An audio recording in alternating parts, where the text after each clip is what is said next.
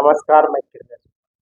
सत्ताधारी एनडीए और मुख्य विपक्षी महागठबंधन ने 18वीं बिहार विधानसभा चुनाव को लेकर कई सर्वे कराया है। सभी सर्वे की रिपोर्ट में लड़ाई कांटे की है। हालांकि मुख्यमंत्री उम्मीदवार के तौर पर एक नंबर पर बिहार विधानसभा में प्रतिपक्ष के नेता तेजस्वी प्रसाद यादव ही चल रहे हैं और मौजूदा मुख्यमंत्री व जदयू के राष्ट्रीय अध्यक्ष नीतीश कुमार का लगातार ग्राफ घट रहा है। इसी सर्वे की रिपोर्ट के आधार पर मौजूदा विधायक के टिकट भी कटेंगे और कई क्षेत्रों में उम्मीदवार भी बदले जाएंगे।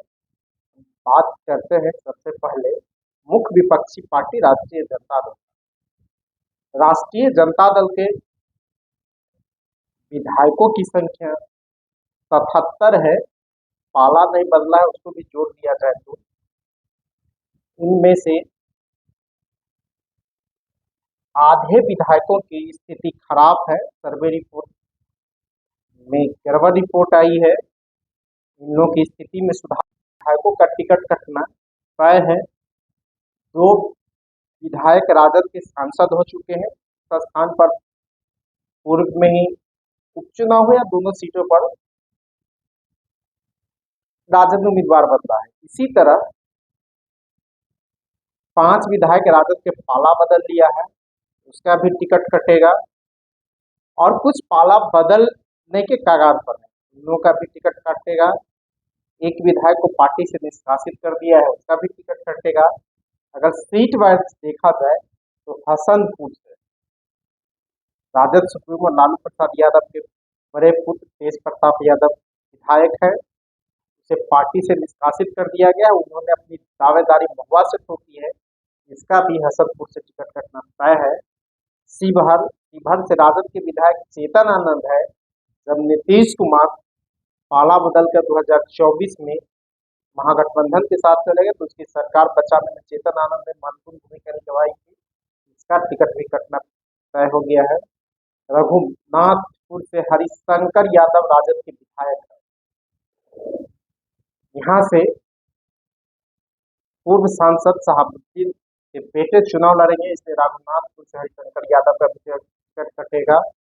बनियापुर, यहाँ से केदारनाथ सिंह राजद के विधायक है और ये प्रभुनाथ सिंह के छोटे भाई हैं, इसका भी जदयू से लड़ना तय है। राजद केदारनाथ सिंह का भी टिकट काटेगा। महनार, यहाँ से बीना देवी राजद की विधायक है, लोकसभा चुनाव के दौरान से ही पार्टी के खिलाफ काम कर रही है और इसका भी टिकट कटेगा। ये लोजपा से उम्मीदवार हो सकती है। हालांकि यहाँ से जेडीयू के प्रदेश अध्यक्ष उमेश कुशवाहा भी विधायक रहे, वहाँ भी जिंदगी में भी घमासान है।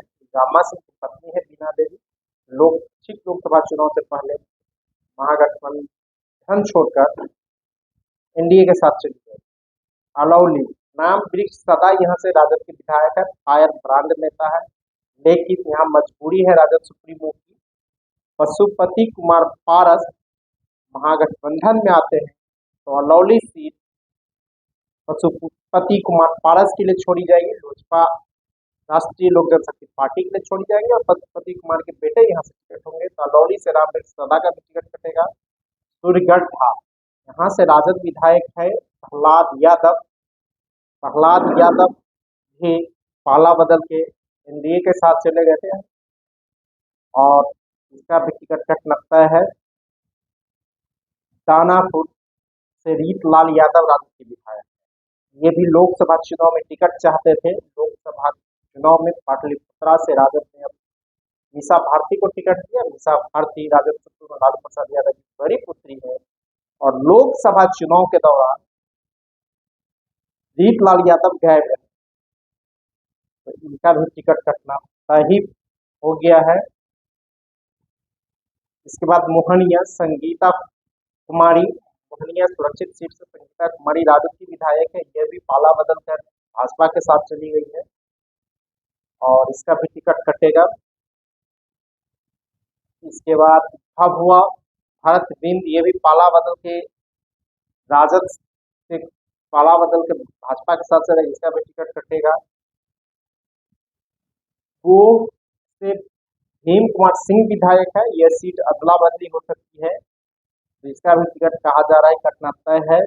इसके भी रिकॉर्ड ठीक नहीं है, इसका सर्वे रिपोर्ट सही नहीं है। गोह से हेम कुमार सिंह का भी टिकट कट सकता है। रजौली प्रकाश वीर विधायक है यहाँ से राजद के, प्रकाश वीर राजबल्लभ यादव के आदमी है, और राजबल्लभ यादव की पत्नी नवादा से विभा देवी विधायक है, तो राजबल्लभ यादव की पत्नी विभा देवी का भी टिकट कटेगा और रजौली से प्रकाश वीर का भी कटेगा। इसी तरह कई और लोकहा के विधायक नीलम देवी का भी टिकट कटेगा, ये भी साथ पाला ही बदल साथ ली थी। लोकसभा चुनाव में जिन विधायकों के सीट पर 20,000 से ज्यादा वोट का डिफीट हुआ है, महागठबंधन की हार हुई है, उन सीटों पर विधायकों के भी टिकट पर संशय है। और पिछले बार जो महागठबंधन के उम्मीदवार थे उन सीटों पर करारी हार हुई थी, वहां भी उम्मीदवार बदले जाएंगे। पूरी तरह इसकी समीक्षा की जा रही है। हालांकि महागठबंधन की सभी पार्टियों से राजद ने सूची मांग ली है। पहले राजद उम्मीदवारों की लिस्ट तय की जाएगी, राजद की लड़ने वाली सीट तय की जाएगी, उसके बाद दूसरी पार्टियों को सीट दी जाएगी। 2020 के बिहार विधानसभा चुनाव में राष्ट्रीय जनता दल 144 सीट पर लड़ा था और उसे 75 सीट पर जीत मिली थी। कांग्रेस हिस्से में 70 सीट गई थी, कांग्रेस को 19 सीट पर जीत मिली थी। भाकपा माले के हिस्से में 19 सीट गई थी, उसे 12 सीटों पर जीत मिली थी। सीपीए के हिस्से में 6 सीट गई थी, उसे 2 सीट पर जीत मिली थी। सीपीएम के हिस्से 4 सीट गई थी, इसे 2 सीट पर जीत मिली थी। और इस बार भी सभी पार्टियों से सूची मांग ली गई। इस बार महागठबंधन में 3 नई पार्टियां शामिल है। मुकेश सहनी की पार्टी वीआईपी, उसे भी कुछ सीट दिया जाएगा, वो 7 सीट की डिमांड कर रहा है। राष्ट्रीय लोक जनशक्ति पार्टी प्रतीक कुमार पारस की पार्टी है, ये भी महागठबंधन शामिल होंगे, 4 सीट देने की बातें चल रही है। झारखंड मुक्ति मोर्चा, इसे भी 2 सीट जाएगी, जमुई की 2 सीट से देने की बातें चल रही है। और इस बार 18वीं बिहार विधानसभा चुनाव अक्टूबर नवंबर में होंगे। अभी मतदाता सूची तैयार करने की कार्रवाई चल रही है। 30 सितंबर को अंतिम मतदाता सूची है, तो उसके बाद अक्टूबर के प्रथम सप्ताह में चुनाव कार्यक्रम घोषित होंगे। इससे पहले सभी राजनीतिक पार्टियां अपने अपने उम्मीदवारों की खोज शुरू कर दी है। सर्वे रिपोर्ट आ रही है, हर सर्वे रिपोर्ट की समीक्षा की जा रही है। हालांकि राष्ट्रीय जनता दल और जेडीयू के उम्मीदवारों का पटना से ही चयन होगा, लेकिन कांग्रेस और भारतीय जनता पार्टी के उम्मीदवार दिल्ली का दौरा शुरू कर दिया है, क्योंकि इस दोनों पार्टियों के उम्मीदवार दिल्ली से ही तय होकर आएंगे। तो इस दोनों पार्टियों के संभावित उम्मीदवार दिल्ली का दौरा शुरू कर दिए, चाहे कांग्रेस के उम्मीदवार हो, भारतीय जनता पार्टी के उम्मीदवार हो। साथ ही साथ जो पैसा वाले उम्मीदवार है, टिकट खरीदने वाले उम्मीदवार है, वह भी चक्रव्यूह अपना रचने लगे हैं। कोई वीआईपी में शामिल हो रहा है, कोई दूसरी पार्टियों में शामिल हो रहा है, बड़े बड़े बिल्डर के पार्टी में शामिल हो रहे हैं, पैसे वाले शामिल है। टिकट की खरोद फरोख्त की भी व्यवस्था जमकर चल रही है, सेटिंग गेटिंग शुरू हो गई है। इसी बीच राष्ट्रीय जनता दल ने भी अपना सर्वे कराया है।